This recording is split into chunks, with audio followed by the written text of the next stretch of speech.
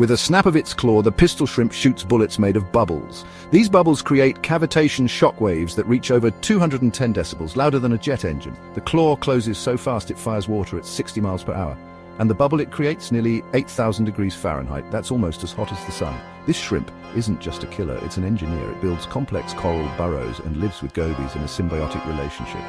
The shrimp acts like a living turret while the fish plays lookout. Its snapping claw completely regenerates if damaged. Scientists found it's one of the most efficient biomechanical weapons ever recorded.